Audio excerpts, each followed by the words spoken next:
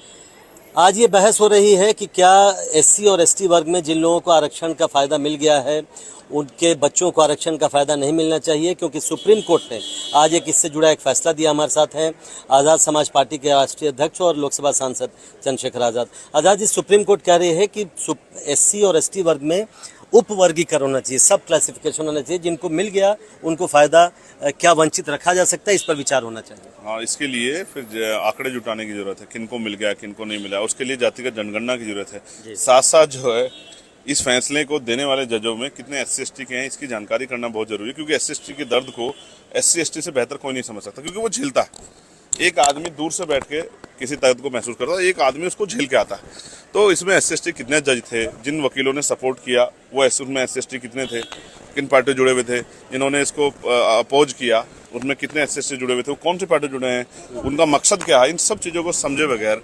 और पूरे फैसले को पढ़े बगैर, पूरे तथ्य को जाने बगैर जस्टिस बेला द्विवेदी ने इसको अपोज किया है।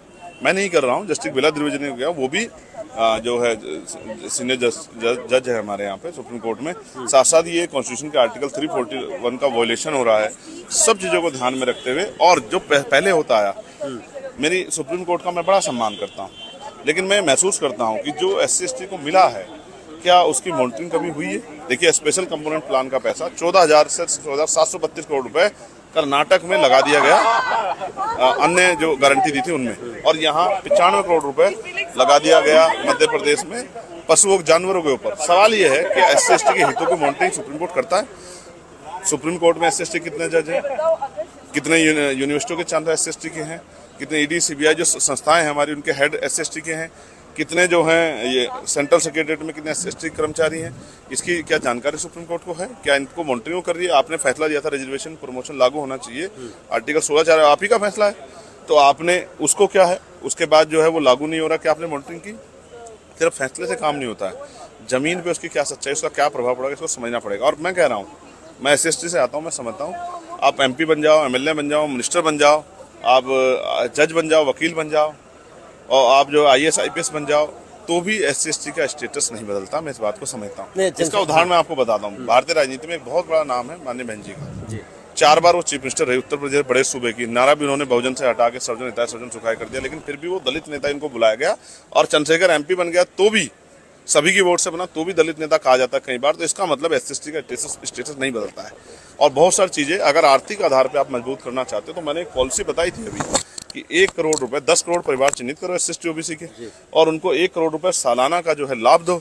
ये उनके बजट जो उनका 25% जो उनकी जनसंख्या है उसके आधार पर बजट का जो है ये 20% भी नहीं बैठता। तो हर साल जो है एक योजना में कम से कम 10 करोड़ परिवार अपने पैरों पे खड़े हो जाएंगे, गरीबी रेखा से ऊपर आ जाएंगे। तो अगर आप बदलना ही आर्थिक मदद करना चाहते हो तो सरकारों पे जोड़ दो कि वो जो बजट में से बराबर की हिस्सेदारी उनकी संख्या के आधार पर वो तो करते नहीं। तो मैं अब समझता हूँ एक समय आ गया all India judicial service commission अब लागू हो, और सबसे पहला वर्गीकरण जो है सुप्रीम कोर्ट से शुरू हो। साथ साथ कुछ ही परिवारों का कब्जा नहीं रहना चाहिए। साथ साथ अब मैं समझता हूँ कि जातिगत जनगणना का समय अब आ गया है। जातिगत जनगणना होनी चाहिए और संख्या के आधार पर आरक्षण का जो है वितरण होना चाहिए, तभी जाके मुझे लगता है कि सामाजिक गैर बराबरी दूर हो सकती है। और जो ताकत मिली है एससी एसटी को, और वो एट्रोसिटी एक्ट कितना कमजोर हो गया, अब उस पर कोई काम ही नहीं होता है। चंद्रशेखर जी, आपने विस्तार से बात रखी, बस केवल एक और सवाल पूछूंगा आपसे।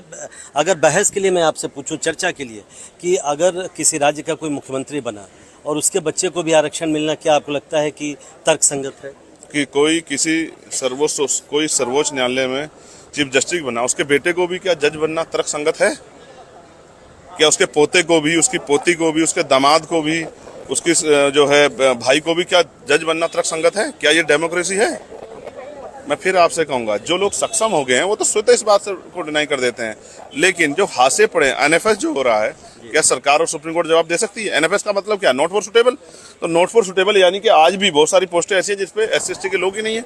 क्या अगर इस तरह के आंकड़े जुटा के जो पद रिक्त रह जाएंगे, जो आप वर्गीकरण करना चाहते हैं, क्या आप उनको एससी एसटी भरेंगे? तो अभी तो बहुत सब चीजें हैं, इस पे कानून बनेंगे, बहुत सब चीजें आएंगी। तो सुप्रीम कोर्ट ऑर्डर दिया है, अभी इसको जो है इम्प्लीमेंट होना है। अभी इसके लिए जातिगत जनगणना की जरूरत है, आंकड़ों की जरूरत है, बहुत कुछ है, लेकिन कहीं ये डिवाइड एंड रूल तो नहीं है कि एससी एसटी की जो एकता 2018 में बनी है 2 अप्रैल 2018 को, क्या उसको तोड़ने का प्रयास तो नहीं है? और जब जिस तरह निजीकरण हुआ है भाई, जिस तरह से जो है लेटरल एंट्री सुविधा हुई है, सब आप इसको जानने के लिए, जैसे आपने मुख्यमंत्री का उदाहरण दिया, मैं आपको छोटा उदाहरण देता हूँ, सफाई कर्मचारी की नौकरी वो भी पक्की नहीं है। वहाँ जो है संविदा है, वहाँ ठेकेदारी है, वहाँ उसके अलावा जो है 7,000, 11,000, 12,000 रुपये काम करना पड़ता है, मेला उठाना पड़ता है। तो आपने तो कभी उसी को मॉनिटर नहीं किया। इसलिए मैं आपसे कह रहा हूँ कि हर चीज़ को मैं पूरे फैसले को स्टडी करूंगा।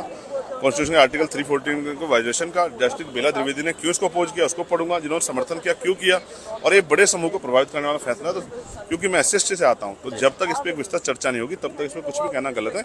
मैं चाहता हूँ हाशिए पे जो पड़े लोग हैं उनको ऊपर उठा जाए। उसके लिए मैंने स्कीम बताई है, और स्कीम इसको 1 लाख से बढ़ा के 2 लाख कर दो, तो 2 अवसर। लेकिन SC/ST के लोगों को सरकारें कितने अवसर दे रही है, कितना जो है क्लास 1 में पूरा हुआ है, कितना 2 में 3, 4 में रिजर्वेशन पूरा हुआ है, इसको भी जवाब देना चाहिए। तो आंकड़े सरकारों के पास और सुप्रीम कोर्ट के पास नहीं है, उसके बगैर फैसले हुए हैं, इसलिए बहुत कुछ देखना पड़ेगा तब फैसले होंगे। बहुत बहुत शुक्रिया। तो ये पेचीदा मामला है, इतना सीधा मामला नहीं है, और इस पर बहुत चर्चा की ज़रूरत है, क्योंकि इसमें कई सवाल जुड़े हुए हैं, ये कहना है चंद्रशेखर आज़ाद का। नई दिल्ली से प्रशांत, NDTV इंडिया।